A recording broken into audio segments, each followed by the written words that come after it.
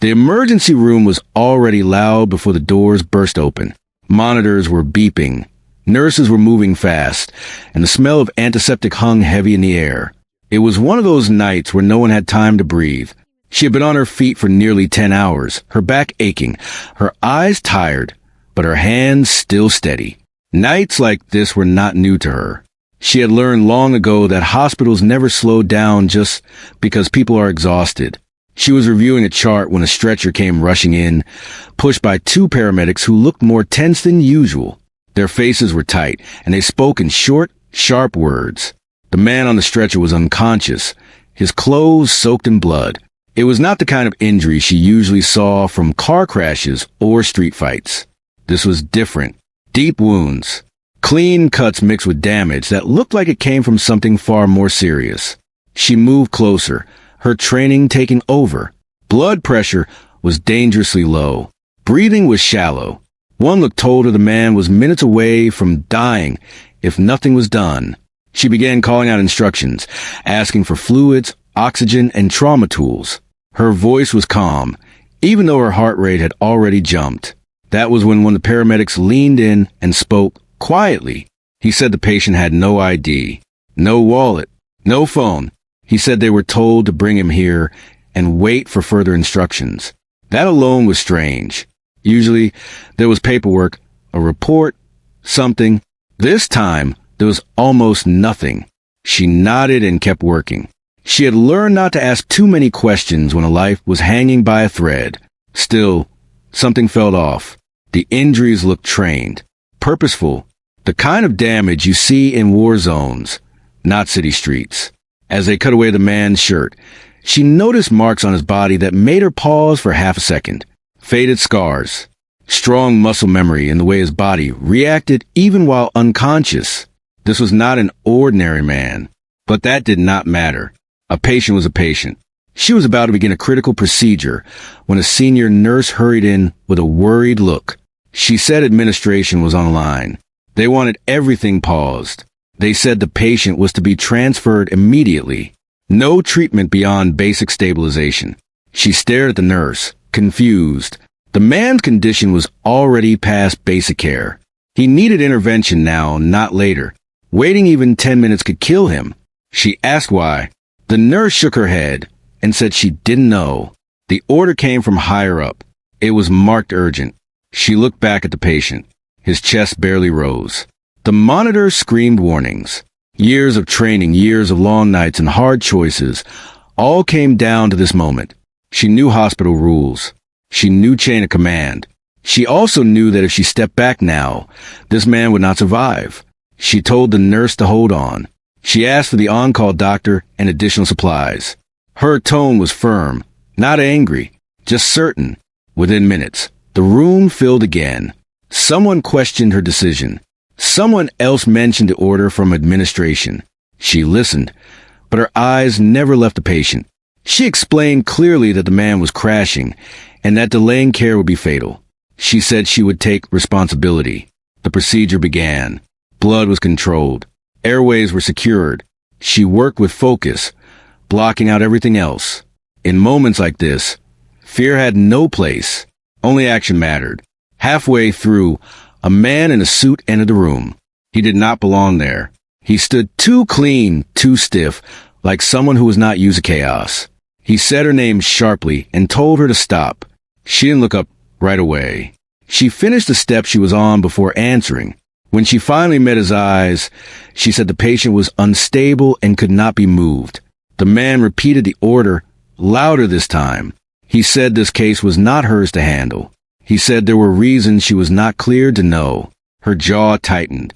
She told him that medical care did not stop because of secrets. She told him that every second mattered.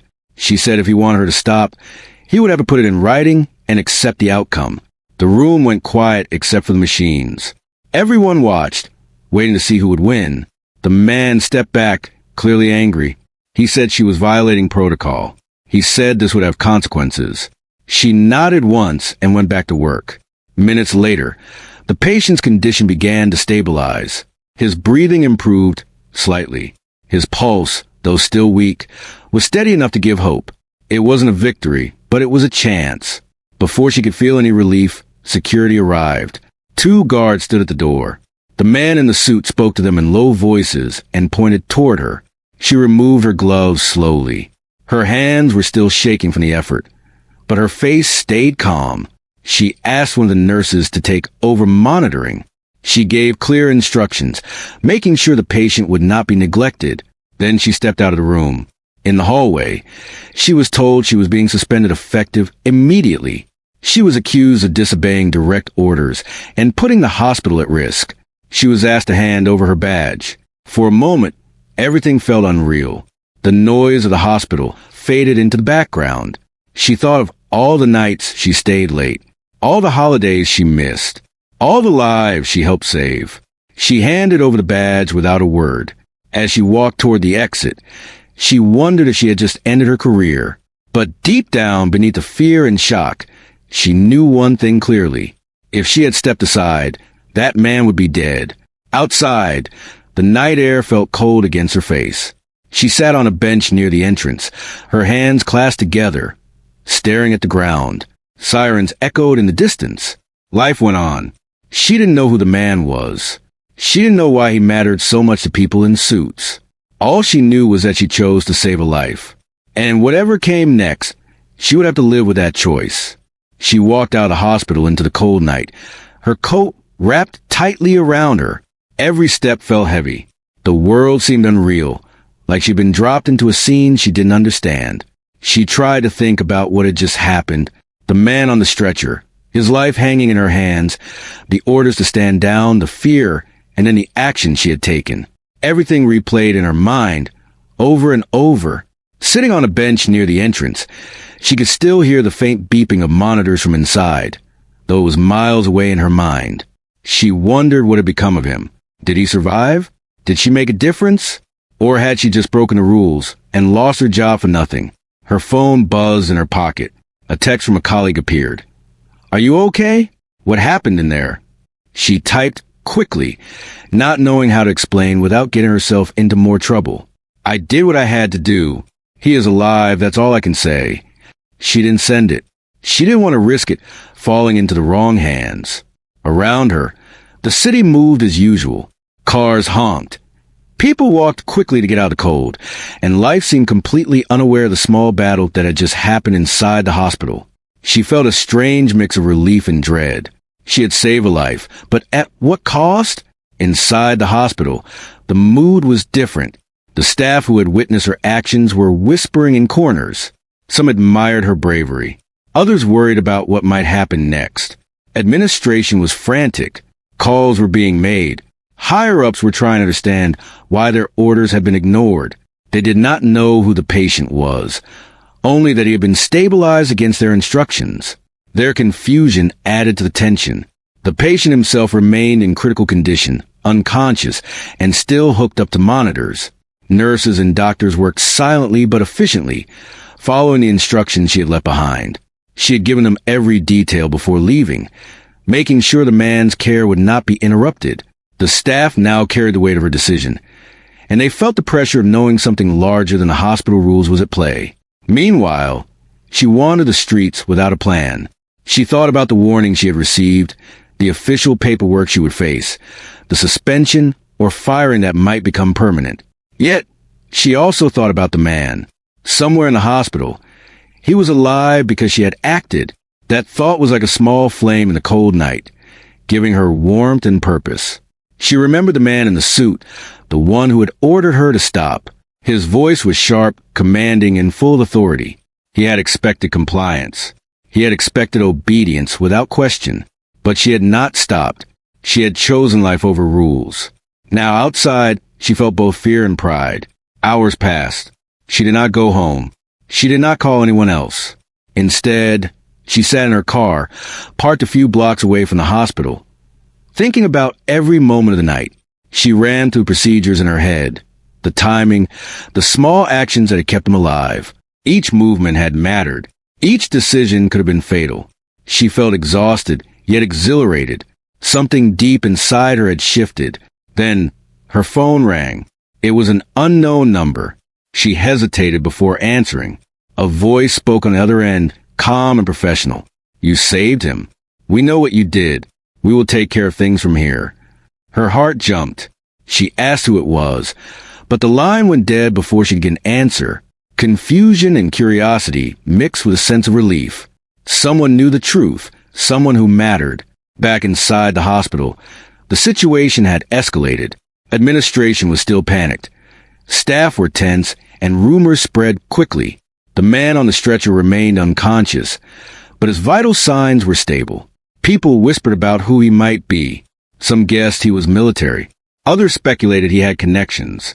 No one had answers, only questions. Yet, thanks to her, he had a chance. Outside, she finally allowed herself to breathe. The cold no longer felt as biting. The streets seemed quieter, almost respectful, like the city was giving her a moment to think. She thought about the rules she had broken and the principles she had followed. It was not an easy choice, but it was hers to make.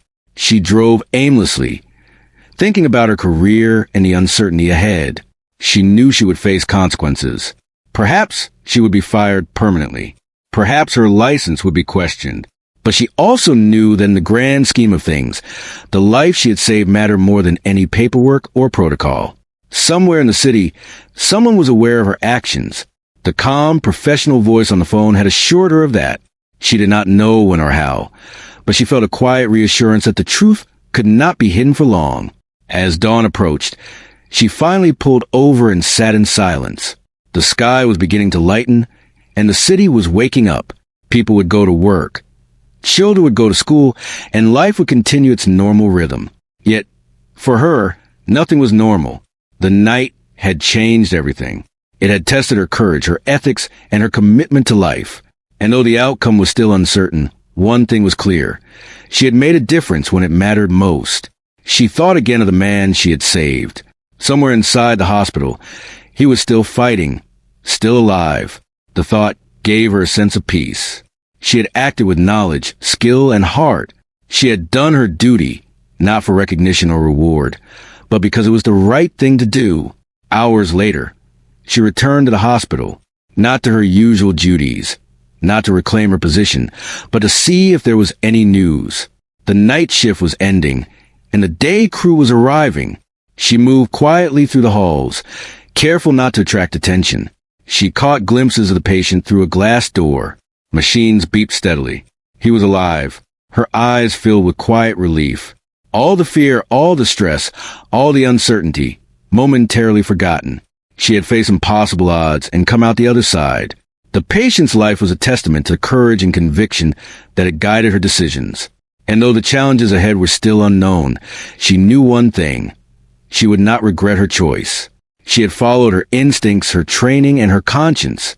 She had saved a life when it mattered most, and in doing so, had proven that courage sometimes comes at a personal cost. But some costs are worth paying when a life hangs in the balance. Morning light spilled through the tall windows of the hospital, catching the dust in thin beams. The city outside was starting to stir, but inside, the hospital had its own rhythm. Nurses changed shifts.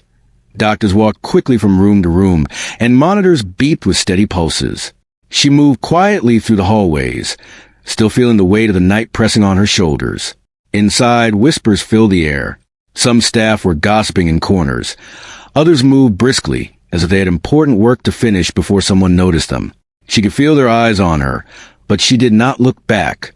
She had not come for attention. She had come because she needed to know that the patient she had saved was still alive, still stable.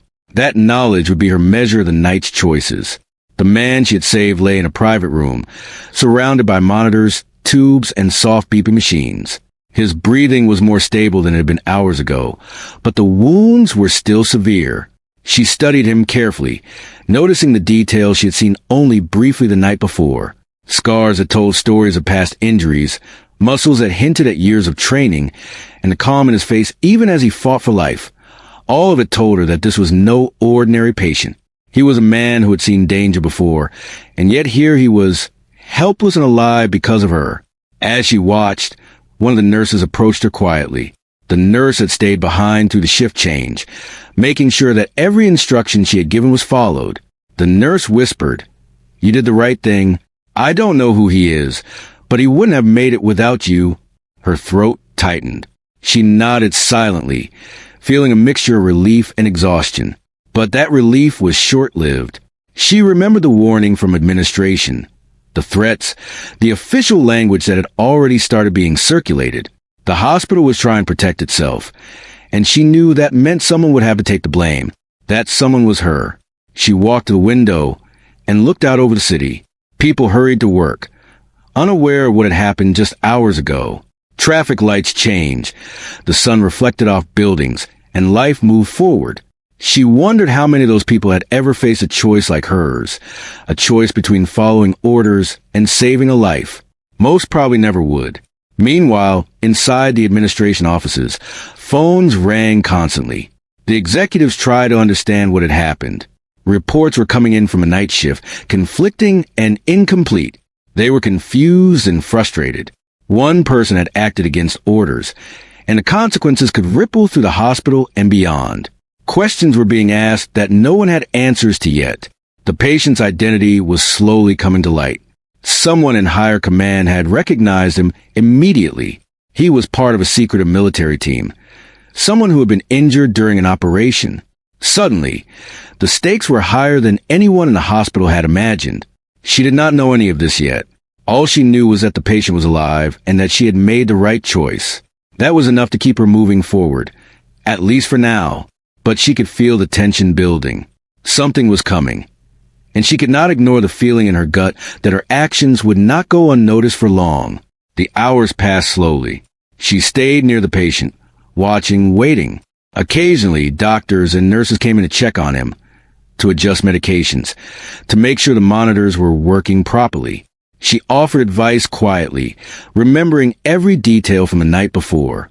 Each step she suggested was calculated, precise, and designed to keep him stable until the higher authorities arrived.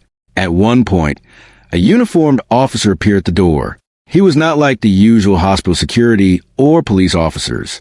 There was a quiet authority in the way he moved, a calm confidence that made it clear he was someone important.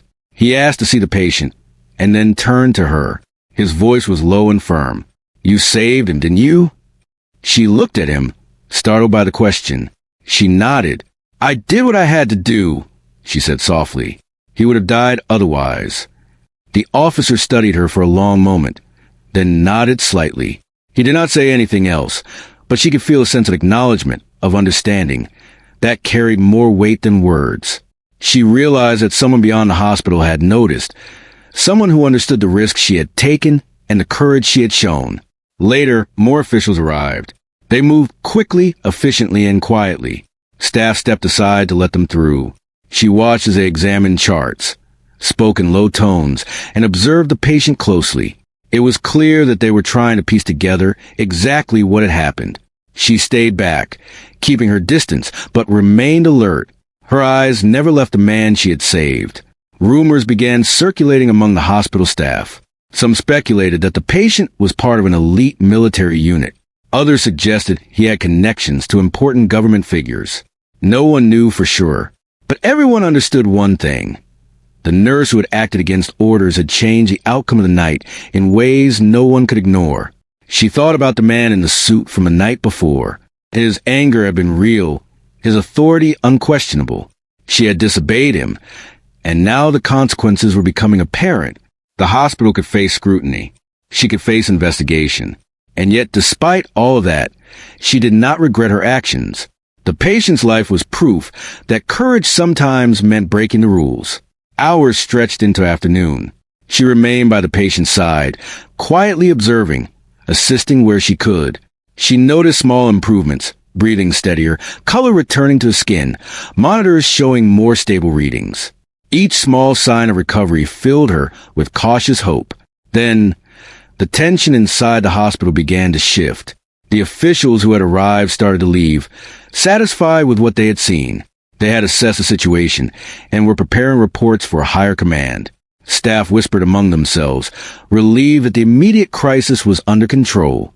But they all knew the story was far from over.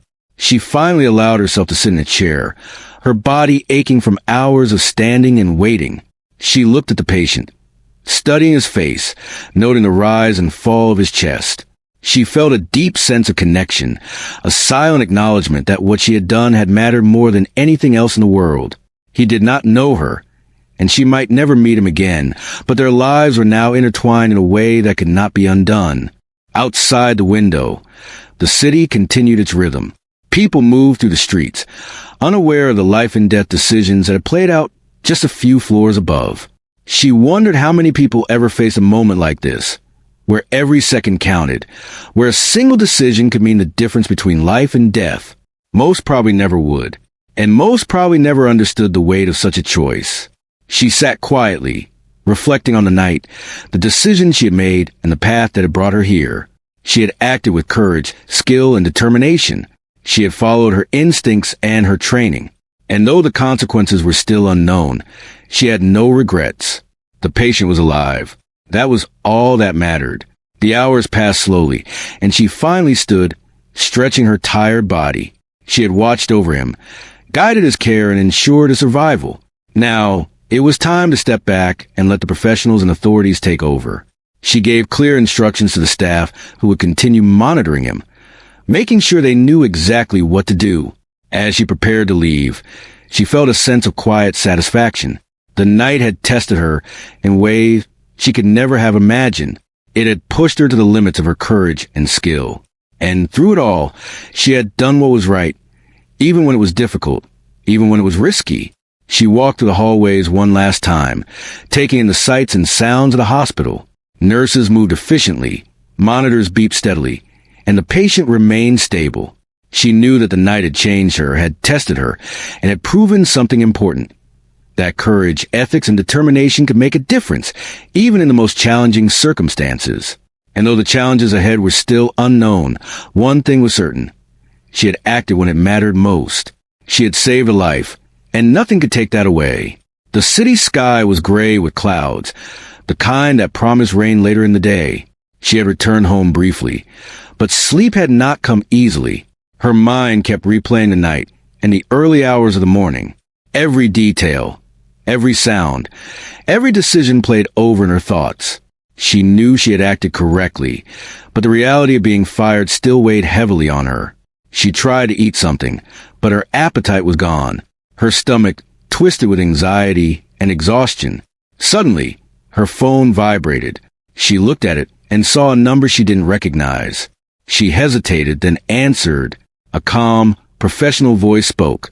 "You need to return to the hospital immediately. It's about the patient you saved. Things are moving quickly, and your presence is required." Confused but curious, she grabbed her coat and headed out. She arrived at the hospital to see a scene unlike anything she had experienced before. The emergency entrances were cordoned off. Security was tighter than usual, and staff moved with purpose and focus. Something important was happening. Inside, whispers filled the hallways. Some staff had been told to stay back. Others were curious about the sudden change in security. Everyone seemed tense, aware that the day was no ordinary day. She moved quietly, trying to understand the situation. The patient's room was busy, filled with medical personnel and uniformed officers. Monitors beeped steadily, but the atmosphere was charged, expectant. Then she saw it. Outside the large windows of the hospital, the roar of rotors filled the air. Her eyes widened as a Navy helicopter appeared in the sky, moving quickly toward the roof. Staff and visitors alike stopped to watch, their mouths slightly open, their attention completely captured by the unexpected arrival. The helicopter touched down on the roof with precision, its blades kicking up wind and rain, sending papers, leaves, and small debris swirling through the air. It was loud, commanding, impossible to ignore. People instinctively moved away, finding safe distance while still watching.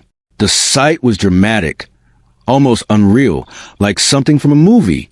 And yet, it was very real. She felt her heart race. This was bigger than anyone could have imagined. She realized instantly that the patient's condition had drawn attention from high authorities.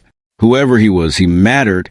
The orders to delay treatment, the warnings, the secrecy, they all made sense now. She understood that her decision to act when she did had changed everything.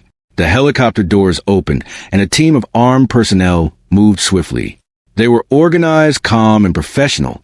Their presence alone changed the atmosphere in the hospital. Staff who had been nervous or tense now felt a mix of awe and relief. The officers quickly headed toward the patient's room. She stayed back, her pulse racing as she watched them move. A commanding officer stepped forward, looking directly at her. "You are the one who treated him," he said firmly, yet with an undercurrent of respect. "We need to know everything you did and how you kept him alive." She described every step, every decision, every detail from the night before. She spoke calmly, even as adrenaline coursed through her veins. She did not exaggerate or embellish. She told the truth. The officer listened closely, asking precise questions when needed. She answered each one, fully aware that her words could carry significant weight. As she spoke, staff watched silently. Many had seen her courage firsthand, but now it was being officially recognized. She noticed some of the staff nodding subtly, others looking amazed. For the first time since the night began, she felt a sense of validation. Her actions were being acknowledged not just informally, but by the very people whose authority had once tried to stop her. The officer stepped back and nodded to the team. They began preparing to move the patient. The process was careful, precise, and swift. He remained unconscious, but every step was controlled to ensure his safety. She assisted where needed, guiding them with her knowledge of his condition and what had been done so far. The helicopter team worked with remarkable efficiency. They loaded the patient carefully, monitoring every line, every tube, every vital sign. The noise of the rotors, the wind, and the rain created a chaotic backdrop, but everyone moved with purpose. It was clear that time and precision mattered. The patient's life depended on it. She stepped aside as the final checks were made. The commanding officer turned to her again, his eyes holding a mix of seriousness and gratitude. "You made the difference," he said quietly. "Because of you, he has a chance. You followed your training and your conscience when it mattered most. That is something we do not forget." She felt a lump in her throat. She had not expected this recognition. She had only acted because it was the right thing to do, because a man's life was in her hands. Hearing it acknowledged officially was overwhelming. The helicopter lifted off, carrying the patient toward specialized care. Staff and visitors watched as it disappeared into the sky, leaving behind a sense of awe and relief. She stood there for a long moment, absorbing what had just happened.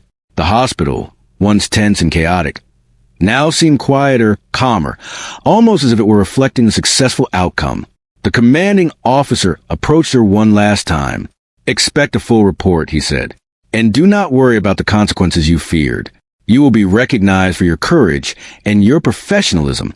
What you did saved a life, and that is what matters." She nodded, barely able to speak. The words felt heavy and significant. She had acted against orders, had risked her career, and had faced fear and uncertainty. And yet, the outcome proved her instincts, her training, and her choices had been right. She realized that courage was not just about action. It was about conviction, about doing what is right even when it is difficult. Staff slowly returned to their routines. The hospital's energy shifted. There was a quiet respect, a sense that something extraordinary had occurred. People whispered about the nurse who had defied orders and saved a life. They shared stories of the helicopter landing, the officers arriving, and the careful precision of the extraction. Her actions had changed the course of the day, and the hospital would not forget. She finally stepped away from the chaos. The adrenaline that had fueled her was fading, leaving a mix of exhaustion and relief.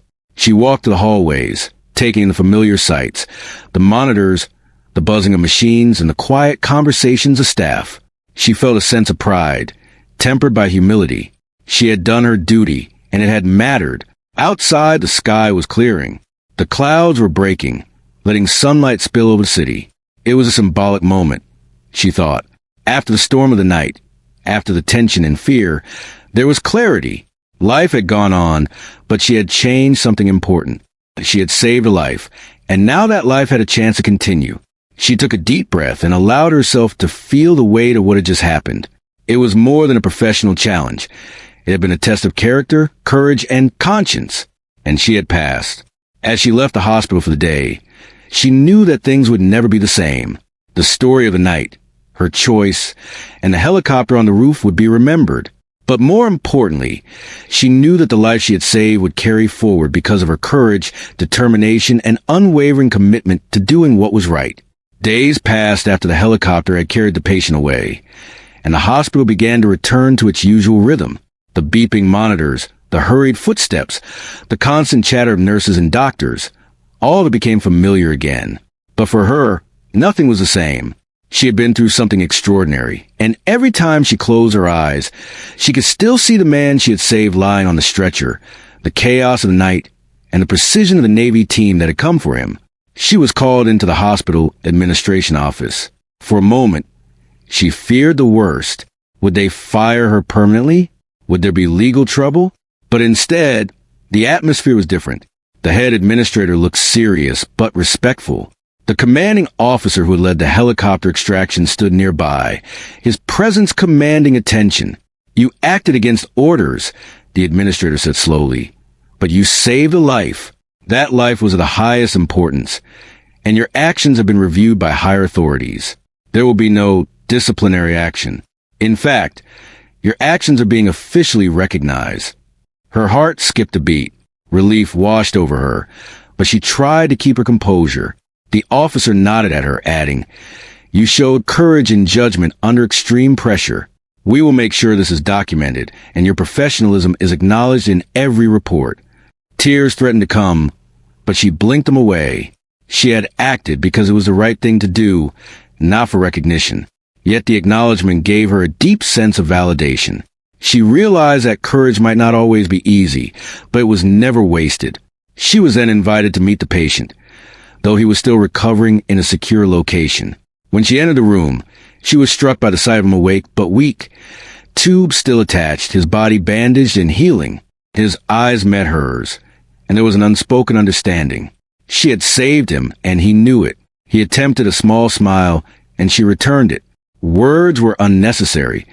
The look between them said everything. She had acted without hesitation, and he had survived because of it. There was gratitude, respect, and a quiet acknowledgement of the bond formed in moments of life and death. Later, the commanding officer pulled her aside. "You should know," he said, "that your actions are now part of official military recognition.